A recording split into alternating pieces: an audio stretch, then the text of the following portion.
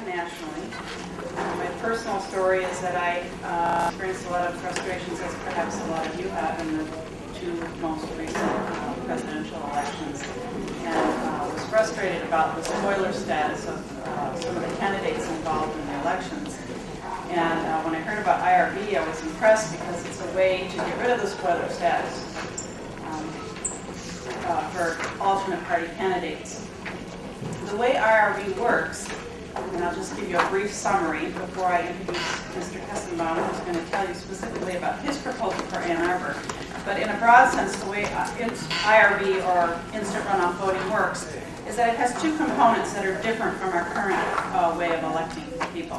The first component is that it requires a majority, that the winning candidate receive a majority of the votes. Usually it's specified as 50 plus 1%, or it could, be specified differently, but that seems to be the fair percentage. And the second component, which is different from the way things are now, because in a plurality arrangement, if you have three candidates, a candidate could potentially win with only 35% of the vote, leaving 65% of the voters unsatisfied.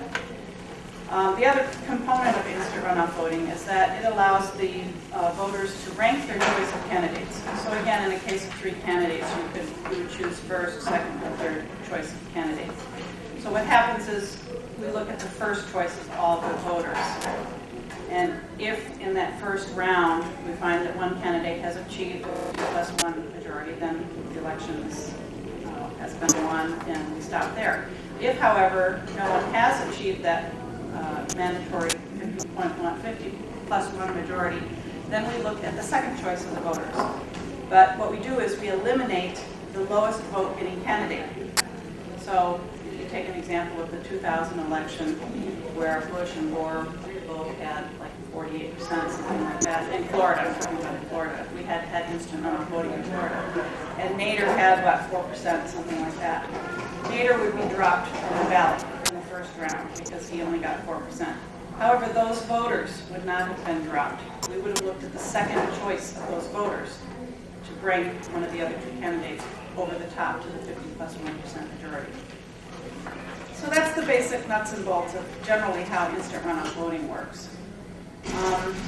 Mr. Kestenbaum, who is the Washtenaw County Clerk, has been educating me on all the nuts and bolts of local election politics. It's been very interesting. He has incredible knowledge and has helped us put together a proposal that we think the city of Ann Arbor could use, and we think that the voters, once they were educated about it, would accept. So I'm going to turn the floor over to him, and he can explain to you a little more detail about his proposal. After he's done speaking, we're going to have a mock instant runoff election so you can see how it works in a practical situation. Thank you. Good evening. Good evening. Basically, what we're talking about here, as Peggy mentioned, is ranked choice voting as opposed to simply plurality voting. You have, let's say, 5 candidates running, you're electing one. People vote for one of the 5, and the one who gets the most votes is the winner, regardless of how many votes the other one got. It's important when thinking about these things. There's a lot of different voting systems that have ranked choice in them, and they're not necessarily the same as IRV. And I should say that although I'm interested in election reform, I'm probably more conservative than most of the folks who are advocates here, because I don't believe that proportional representation is a good idea under the American political system, and I think that most of the ranked choice voting systems that are out there, including especially systems that sum the ranks that people give, are not a good idea. For example, when I was a kid, my father was a faculty member at Michigan State University, and during the time he was there was they had to make a decision about who was going to be the dean of the College of Arts and Letters, and there were 3 candidates, and the faculty basically were going to vote on this, and this wasn't going to be the final decision. Someone else would make the final decision, but the faculty's preference was seen as being pretty critical of this process. And so the faculty were all asked to rank 1, 2, and 3, these 3 candidates. And they were going to take the ranks that the sums of these ranks and use this to rate the candidates for dean. And the three candidates, one of them was a friend of my father's, one of them was his bitterest enemy, okay, and one of them was the third candidate who no one was really taking very seriously, okay, who was kind of long to the right. And so my father told me he was going to vote first for his friend, second for the rival, and third for the guy that no one was taking seriously. And I said, well, you could actually improve his chances, your friend's chances, by voting the other way. You could vote strategically, vote second for the non-entity candidate and third for the rival. And my father thought that was a great idea. He ran off to tell his friends, and and then his friend won that vote and ended up being dean. Because later on, he and my father had a falling out. But I'm saying that systems like that are open to strategic voting. That you basically, by voting other than what your real preferences are, you can increase the chances that your candidate will win, or that a very highly organized small group of people can have a disproportionate effect on the outcome. The thing with IRV, which is not a radical system. The IRV is something that's used in a lot of organizations today. It's used in when the World Science Fiction Association chooses their Hugo Award winners, the American Psychological Association chooses its president. It's a system. It's a common sense system. Basically, you vote for your first choice candidate, and if based on all those first choice votes, someone has a majority, well, they're the winner. Well, if no one has a majority, then you basically you start with the bottom, you eliminate the lowest ranked person, and redistribute those votes based on the second choice votes or the next choice votes of those voters, until you have a candidate who has a majority. And very often, my wife is a psychologist, so I get to see these APA, American Psychological Association elections, where they often have like 8 candidates running, representing all different branches of psychology and different points of view on different issues and so forth. And there's a lot of controversy among all the candidates, among all the psychologists, about who represents a more broad, who can represent the organization and so forth. And not uncommonly, the person who is leading, who has the most votes at the first step, is not the one who ends up the winner at the last step. And they publish the numbers all how they at each step, how many votes and so forth. And there are a couple of advantages to this. One obvious one is you only have to take one vote. You basically distribute the ballots, you collect the ballots, and you based on the ballots you have a decision. You don't have to have, as it is in many southern states where they would have primaries and a lot of people would run, and then they take the top 2 and to have a runoff, and then everyone had to troop back to the polls again and vote again. And sometimes the people who came to the polls the second time would be a slightly different cross-section of the population than the first time. And that's certainly what we have here in Michigan. We don't have runoffs, but we do have primaries. We have here in Ann Arbor, we have partisan elections for city council. We have an August primary with usually a very low turnout, especially in odd years, a very low turnout. Where and then the November general election, where everybody comes out. Okay. I'll talk about the history of that a little bit more in a moment. But when I was running for county clerk a few years ago. I've been discussing with various advocates, various systems, and I know in the Fair Vote Coalition I put together a petition drive to basically switch Ann Arbor to instant runoff voting for all of its elections, for its elections for mayor and for city council in Ann Arbor. And the critical question was, how was that going to work? In terms of the voting systems we have, ballots we have, how are we going to be able to do that? The sort of the cautionary tale here is the city of Ferndale. In Ferndale, which is over in Oakland County, it's right next to Detroit, the idea of IRV was proposed. There was a lot of enthusiasm for it. The city council put it on the ballot and said, should we have IRV for Ferndale elections? It passed overwhelmingly. Okay, so they passed it. It's in their charter, but they're not doing it. Okay, they're not doing it because the amendment says when we have a voting system that can handle it. And they figured the voting system that they have in Oakland County isn't conducive to IRV, so they're not doing it. So it's very symbolic that they passed it, but it's not generating any real-world experience of people using it in a local election. Okay? And certainly, from the standpoint of wanting IRV to be more widely used in different kinds of elections, that you want to develop a base of experience, people using it and having and being accustomed to it as a valid, commonplace, sensible alternative to just plurality winners. So I thought about this, and at this point I was county clerk, and talking to the vendors of these election systems. And in Michigan, based on between the federal laws and the state laws and the Secretary of State, basically every county now has to have a single voting system for every precinct in the county, and you have to use it all the time. And there's only 3 vendors that are certified. And the vendor that we have in this county was chosen by my predecessor, and I wasn't able to change that. And so I went to the vendor and said, so can we have IRV with your equipment? And they just kind of danced around it and never called me back. I would call them again, and oh, you have to talk to so and so, but he was never in. Okay. And finally, I concluded, the critics were right that this system, basically these tabulators. Now, those of you who voted in Washtenaw County are probably familiar with this. You basically have a paper ballot. Okay, this is a good thing, paper trail, and you mark your choices on the ballot by darkening in ovals, and then you put it in a tabulator at the precinct, or you send it in by absentee ballot, and someone else feeds it into the tabulator. Goes into the tabulator, and the thing counts it, and it spits out a paper, like a reel of paper, like an adding machine tape, listing how many votes people got.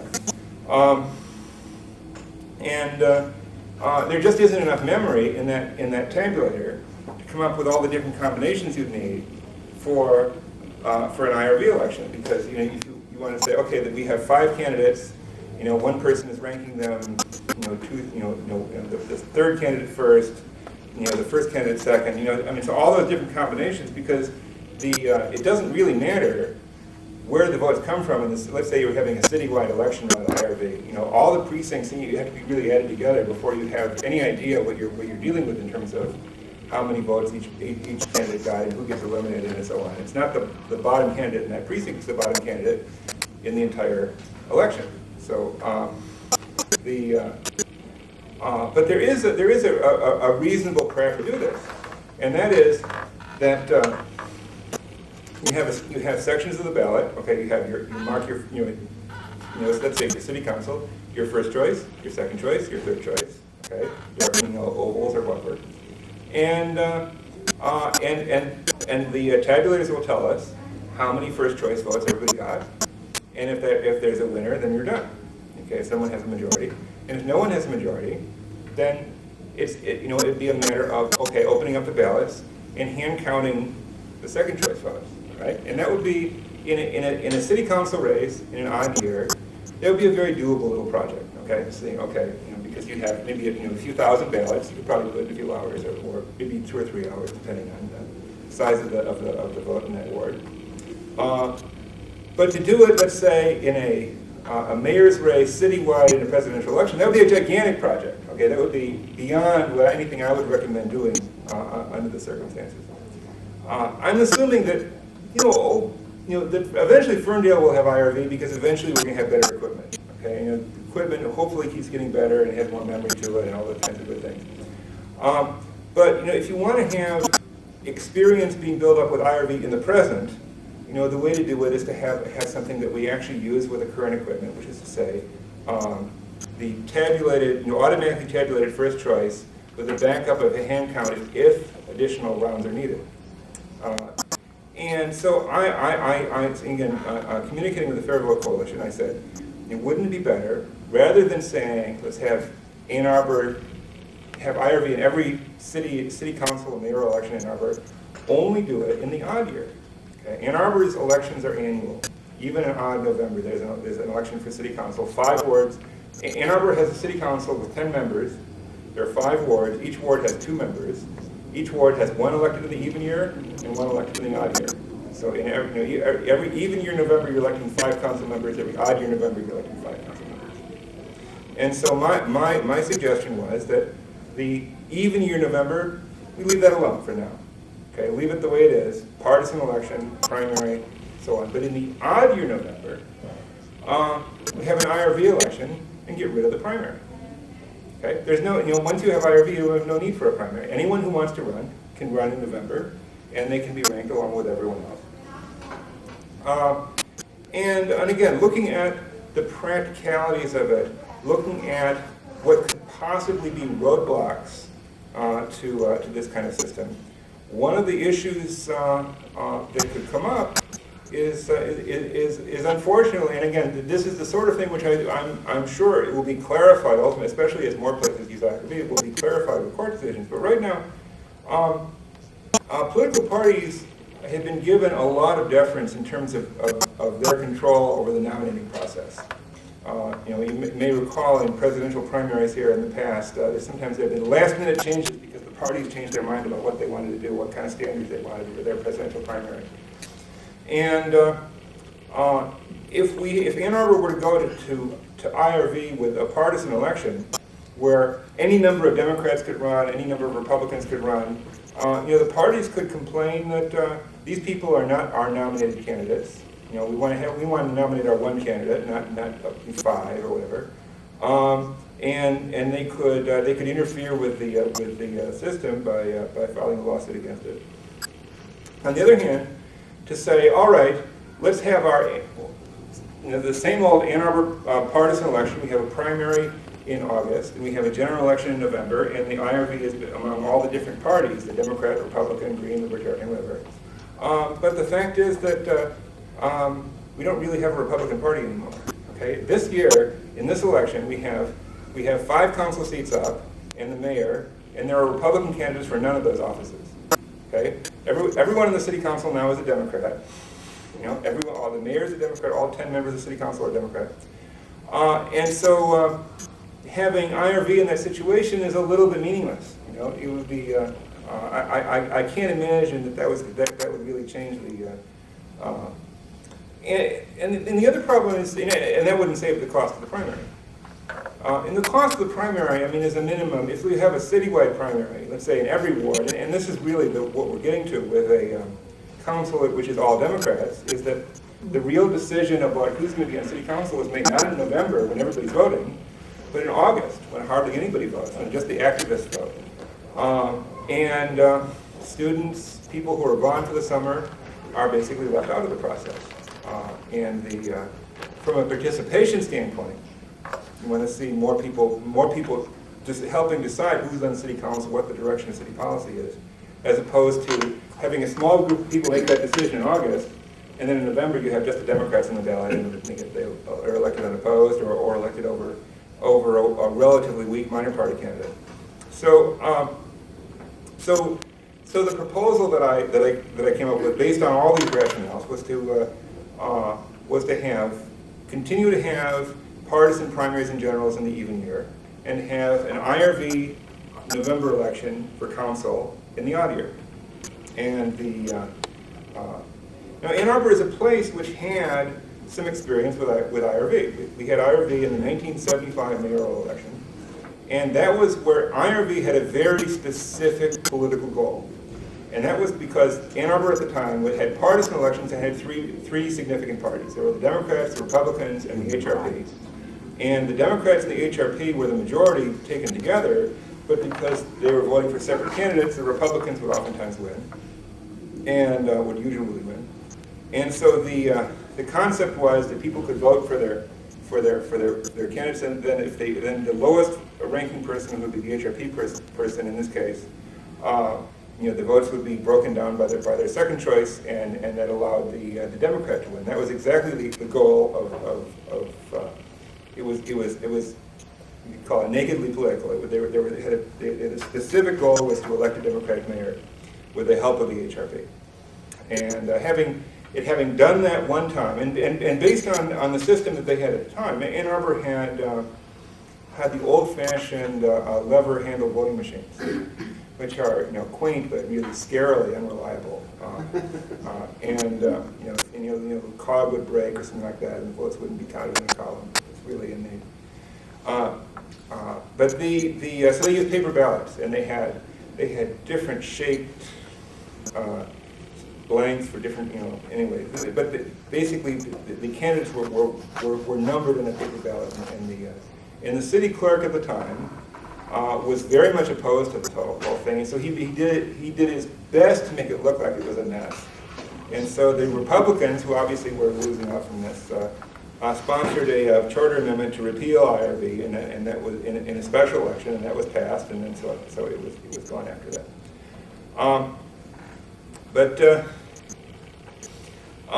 So, given this proposal, and what's taken place is that the proposal's been drafted, it's been submitted to the city council. There's not a petition drive for it at the moment, and there's been some efforts to persuade the city council to put it on the ballot, and so far they've been not too interested in that. And so, why would someone be interested in supporting this? And there's a variety of different perspectives on city and national politics and on election reform that would lend themselves to supporting this particular proposal. For example, some folks, and there was a column by Jeff Larkham in the Ann Arbor News a few months ago, after it became clear that the city council, having only about 15 years ago it was a majority of Republicans and had maybe a couple HRP, and now it's all Democrats. It looks like it's going to be all Democrats for the foreseeable future. And Jeff Larkham says, well, as long as they're all going to be Democrats, why shouldn't we make it nonpartisan? And the argument of people who prefer nonpartisan elections, almost every city in Michigan has nonpartisan elections. Ann Arbor and Ypsilanti are the oddballs, really. There 50 years ago, 100 years ago, this was typical, but Ann Arbor is sort of a museum of archaic political structures. But the argument for nonpartisan elections is that people who don't want to be tied to a party can run for office. Sometimes they have the idea that there are a lot of people out there who are really interested in running and who yet, for some professional or personal reason, they don't want to be a Democrat or a Republican. I'm not sure that's true, but there are some folks who firmly believe that, and who would see nonpartisan elections as a step forward, even if it's a partial system. It would be, the city council would be half elected in the IRV nonpartisan ballot, half elected on the partisan. Another set of folks, and certainly the Fair Vote Coalition would be one of these, want to see again, some real-world experience with IRV, an exemplar, more and more communities using it. Ann Arbor can join that group along with Burlington, Vermont, and San Francisco, and it theoretically turned out. And trying to develop more of a national constituency for saying this is a better way to do elections. And so even if the Ann Arbor doesn't have a specific problem that IRV would address, that this would be something that it is a better way of electing people, and therefore it would be, we could set an example for the rest of the country. Another group of folks who might be interested in this are people who want to save money, because the primary, an odd-year primary, costs between $50,000 and $100,000 to conduct, and this would eliminate that primary. It would there would be a little bit more of a cost in terms of an occasional hand count, and hand count would be within a ward. But that would be, again, I can assure you, as someone who administers elections, the cost of that would be trivial by comparison with a citywide primary.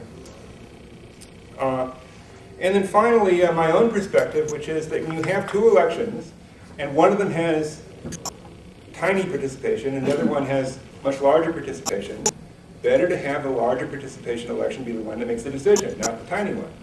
That makes sense to me in terms of being a democracy, and the and very often, for example, with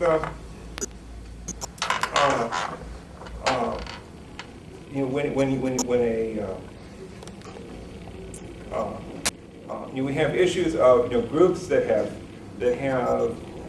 where there are not as reliable about getting out to vote, are more difficult to turn out, and especially poorer minority communities and so forth. It's easier to get them to vote in a presidential election or an even year election or a November election, even an odd year November election. When it's in the fall, when there's a lot of activity going on, there's a campaign going on. So those are some of the different perspectives that might unite to see this put together. Now, on the other side of it, there are, and obviously already this proposal has some critics, and one of the criticisms is that there's something wrong with having a council where half of them are elected on a partisan ballot and half of them are elected on a nonpartisan ballot. But again, Ann Arbor has experience with this because the old county board of supervisors, every county is governed now by a county board of commissioners, but previous to 1968, it was called the county board of supervisors. And the county board of supervisors consisted of the supervisor of every township, plus typically appointed or elected members from each of the cities in different counties. And in an urban county, about half of the supervisors would be from cities and about the other half would be from townships. In Ingham County, that I was familiar with, there were a total of 42 members of the Board of Supervisors, of which 16 were township supervisors. And it was not a mathematically fair system because every township got one vote regardless of how big or small it was. But it was certainly true that all of the township supervisors were elected on a partisan ballot, and they were all very political. And all of the city people were nonpartisan, or elected on a nonpartisan ballot or appointed. And they managed to play together perfectly well for decades.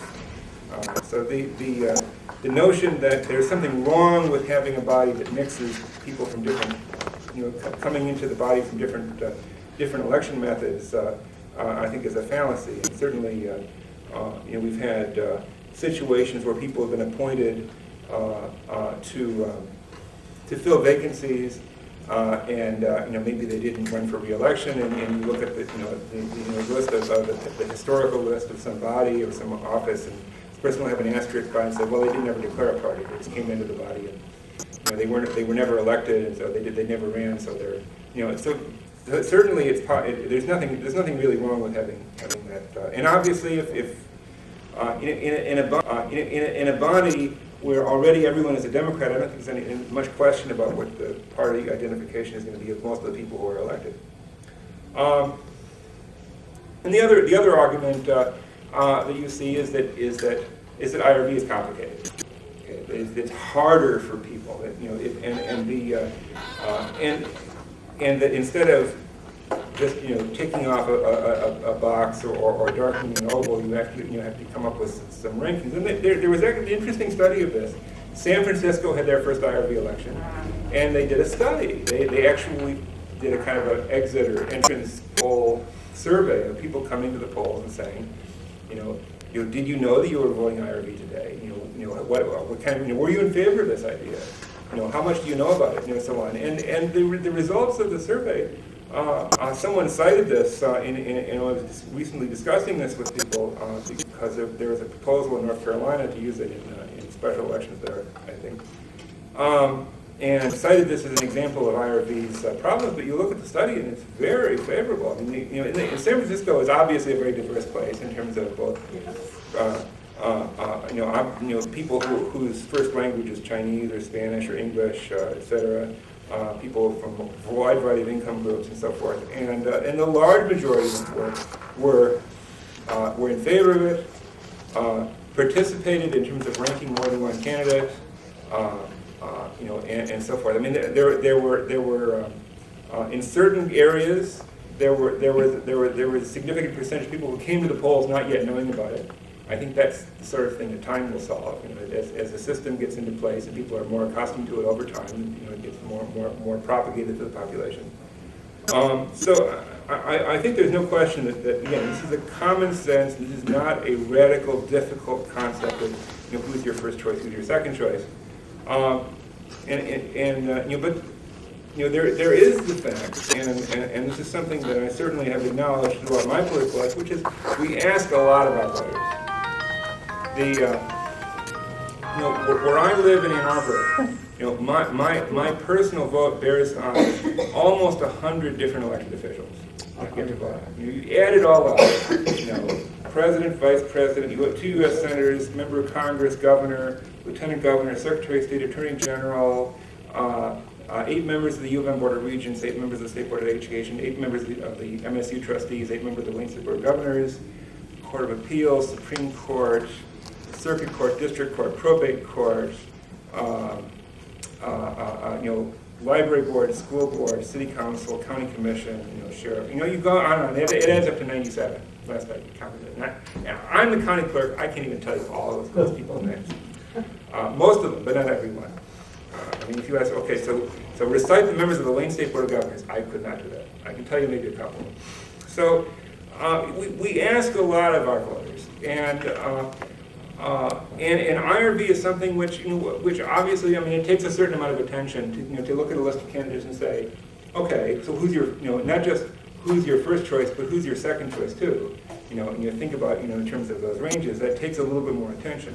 And that's something else that makes it an advantage to start, again, when people are not used to this, to doing it in an odd year when there's nothing on the ballot but city council. Okay? And the focus is on city council. So you're saying, okay, we're electing our city council, we're making decisions on city issues, we're thinking about development issues, we're thinking about planning issues and local budgetary issues and so forth.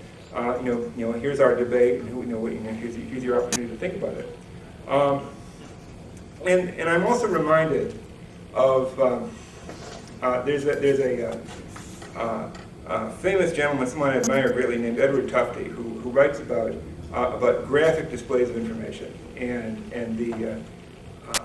very often, he's an advocate for doing relatively sophisticated graphics, for example, in the media and newspapers and so forth. And very often, he would write into this criticism of people are not going to be able to understand your kind of graph. This is beyond most people. No, they just want to see the simple, the stock market's going up or the stock market's going down, and nothing more than just a time series. And he said, but wait a minute. And he quoted, out of one issue of the New York Times, 5 different paragraphs of, okay, here's a paragraph from a wine review. Okay, here's a paragraph about some abstruse point of foreign policy. Here's a paragraph about some architectural issue. Saying, look at the sophistication that's required just to read this paper, and you're saying these people are not going to be able to understand a graph. It's really, you shouldn't sell people short. And so I think that San Francisco's experience is going to be helpful in this regard. And as San Francisco, in particular, is a relatively large city that's developing a lot of data and a lot of experience with this, is going to be helpful to communities around the country. And Ann Arbor can join into that. So that's about all I have. Oh, yes, go ahead. 2 brief things, Larry. One is more of a comment, and that is, as far as having to have more attention to make a second choice. From what I understand, once this has been in place for a while in the community, IRV, the political arena is enlivened to the point where people do get more involved and do have a better idea of what's going on. And then the second thing is, I heard this fleeting rumor about Ferndale, which I wonder if you heard and if this is even possible. There are some proponents there who are trying to get IRV to work by just casting aside machines altogether and having a completely hand-counted election. Yeah, that's certainly been talked about, and the state's position is that's not legal. It's not legal? Right. The state is saying that every election has, you can say, we're having just our millage in our library district and there's just 324 people. Why do we have to drag in these expensive machines and program them and so on? And they say, oh no, you've got to use the machine. You've got to use the machines for every election. So I would not be optimistic about that. I see. But I think that has the decision been made then that they're not going to do it that way? I can't speak for Ferndale. Okay. The last I know about Ferndale is what I've already said. Okay. But I do know that in Burlington, Vermont, they're doing it the way I just suggested. They have a similar system to what we have, and they did the first round with this the standard electronic tabulation, and then the second additional rounds by hand counting. So And I haven't heard a report back about how that went, but that was the plan of my understanding. Actually, they ended up going with their equipment and software were able to handle, Oh, really? but Okay. it only took, well, I guess, one elimination round to pick a winner because they were able to eliminate everybody but two in the first round, and then one person ended up winning. So, Okay. yeah. So there's the opportunity. I was going to address something else you did. What was your first question? My first one was about the political arena being in line. Oh, okay. Now that's another thing. Where one of the points about IRV is that when you're running in a campaign, and let's say you have a bunch of candidates running, and each of the candidates, I mean, they don't have the same kind of incentive as they do today to go out and slam the other candidates, because you're also looking for the other candidate's second choice. The voters who choose the other candidates you want their second choices, and by being too negative, you're going to alienate the supporters of the other candidates, and they're going to rank you lower or not at all. So that does have the opportunity to change the tone. Maybe not no mudslinging, but certainly more limited. The other thing is that in terms of interest in the election, when I proposed this, said, well, look at the turnout in a November odd year election. This is, hand counting, that kind of election is very doable. So, well, what if a lot more people vote? Well, then IRV is a success, right? Okay, if it attracts a lot more people to participate, that's a good thing. Okay, so maybe it takes another hour to do the hand counting if that becomes necessary. And let me give you an example of a place where a peculiarity of the voting system generated more participation. I'm not sure how meaningful it was, but the city of Williamston has a 7-member city council, and they're elected. Most of them are elected to 4-year terms, and they have their elections every 2 years. Now, normally what they do with that kind of system is they'll have 4 elected in 1 year, and then 3 in the other year. 4 elected and 3. But Williamston didn't do it that way. They elect 4 members every election, and every 2 years, every odd year. And the top 3 get 4-year terms, and the 4th finisher gets a 2-year term. So there was an election once where there were 4 incumbents in the Williamston City Council, no challengers, the 4 incumbents all running for re-election, and there was a spirited race because they all wanted to be not finishing 4th. Okay? There was a significant turnout. Okay? In an election where all you had was the same 4 incumbents, where the question was what order the incumbents were in. So those kinds of little details of the electoral system make a difference in terms of people's participation. I mean, I'm not sure what that accomplished in Williamston, but it certainly meant that there was a lot more interest in the election. The candidates were out there campaigning, saying, vote for me, I need your vote, etc. And that inspires people to go out, to look at the candidates and say, okay, do I really want to have this person, or, etc. And so when you change the system, when you add another wrinkle to it that creates different incentives, that gets candidates out there campaigning. I lived, when I was in grad school, I lived in New York State, and New York State has arguably in many ways the worst election law in the country. And one of the things about New York State is the horrible ballot access. That it's very difficult to get on the ballot in New York. Okay, you're running for office, you get your petitions, you get, there's extremely strict standards on petitions. The petitions have to be the right color paper, and people get regularly thrown off the ballot for not having the right color paper with their petitions. All that kind of crap. Okay, so when I was living in New York, it was astonishing to me how virtually from the top of the ballot to the bottom, virtually everybody was unopposed. Okay, because the incumbents, people who were in the machine, they knew how to do it. They had the system down. Challengers had a lot more trouble. So New York is like a lot less of a democracy, I think, than most states because of the lack of challengers and the difficulty of getting challengers on the ballot. And New York has the lowest voter turnout in the country, okay? And especially in New York City. They have very low voter turnout because what difference does it make? You don't have any choices. How long is that going on? Is that more Decades. recent or- Decades. Oh, yeah. Okay, something that I've been worrying about forever, just because I'm a worrying type, there seem to be fewer and fewer people wanting to run for election on many levels. I mean, from federal down to That's my hobby horse, yeah. the county. And So that's one of the things that made me want to find out more about IRV, was because I heard that it does bring more people out to run for office. Now, Potentially. not being someone who is really very good at details at all, but sort of the big picture type, can you flesh out the details? What is it about IRV that makes more people want to run for office? Well, Potentially. Okay, here's the situation. When you have an election, the focus is always on, okay, where is the break point? What is really an issue here? Okay, it's like here we're talking about, for example, the congressional election, we're electing 435 members of Congress in districts all over the country, and the focus is on maybe 10 districts where there's a chance that it might go either way.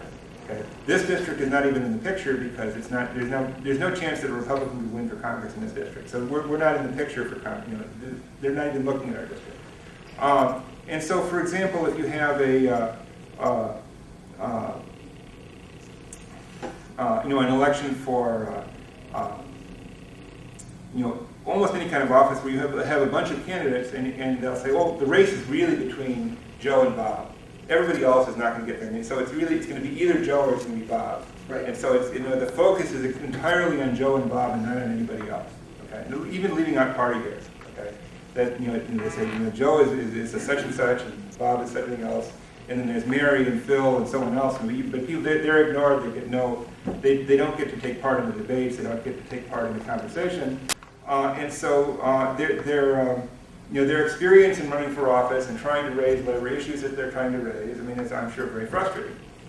But when you have a situation where you have IRV, and maybe it'll still be either Joe or Bob, okay, but you have Mary and Phil and Leslie and everybody else who are also taking part, and they're relevant because people will vote for them for first choice, but maybe neither Joe or Bob will have a majority, so they're going to be interested in what Mary has to say.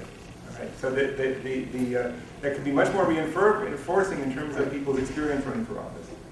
The major parties, when they see minor parties picking up votes, they're going to try and accommodate their views to try and pick up those votes. Right. Well, that happens already to an extent. It's happened in American history. But I'm talking about even whether the election is partisan or not.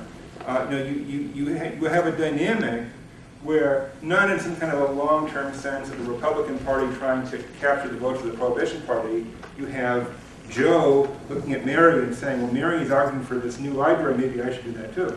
Okay, whatever it is. Then you have a much more personal, in the race level as opposed to kind of the long-term historical trends.